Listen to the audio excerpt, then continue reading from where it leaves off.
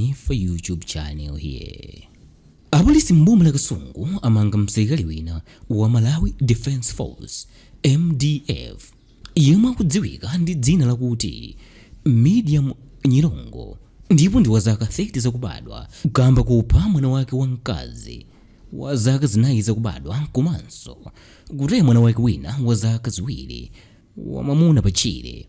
A Joseph Kachikho womwe ndi wofalitsa nkhani za Apolisi mbomali asimikiza za nkhani poyankhula ndi atolankhani mdziko muno.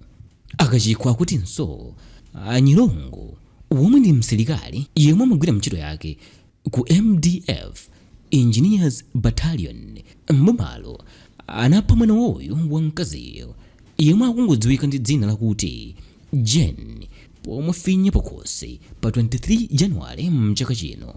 Pamene zimenezi zimachitika zinatiza kuti mbuyomu mkuluyu ndi mkazi wake anali atalekana banja, ndipo anawa amakhala ndi Nyirongo.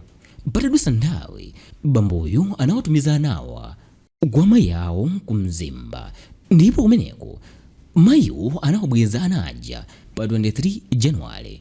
Usiku wa tsiku lomwe anawa anafika kuchokera kwa mayi awo, bamboyu anawatenga anawa ndi kupita nawo ku tchire komwe anamupha wamkaziyo pomufinya pakhosi, ndipo wamunayo yemwe ndi wa zaka ziwiri zakubadwa anangomusiya ku tchire komweko.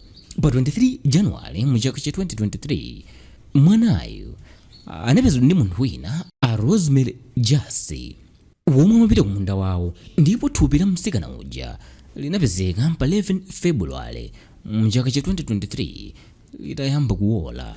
Poyankhulapo Major Kevin Mlimba yemwe ndi mkulu wofalitsa nkhani za nthambi ya Malawi Defence Force MDF mdziko muno anavomeradi kuti inde a Medium Nyirongo ndi wogwira ntchito kumeneko, koma anakana kuyankhulapo zambiri popeza nkhani ili kumabwalo la milandu mdziko muno. Iwowa anatinso akudikira chigamulo cha bwalo la milandoli, ndipo ndi pamene adzaone kuti ngati kuntchito atani naye mkuluyu. Atafunsidwa kuti ndi chani chomwe chimamuchititsa munthu kuti athe kupha kapena kuvulaza munthu wina mosamva chisoni, katswiri pa nkhani za umoyo ndi ubongo wabwino a Profesa Chiwoza Bandawe anati izizi zimayamba ndi kuchokera kamba kakukanika kuzigwira munthu ukakhala ndi mkwiyo waukulu. Abandawe anati mkwiyo umafika poti wakula kwambiri m'maganizo, ndipo munthu amangofuna awutulutse basi, ndipo njira yotulutsira mkwiyo ndiko kuchita zinthu zachiwawa zomwe mapeto ake zimatha kuvulaza kapena kupha anthu ena. A Medium Nyirongo ndi wochokera m'mudzi mwa amalawira ndi la mfumu yayikulu chilowa matambe mboma lomwelo la Kasungu.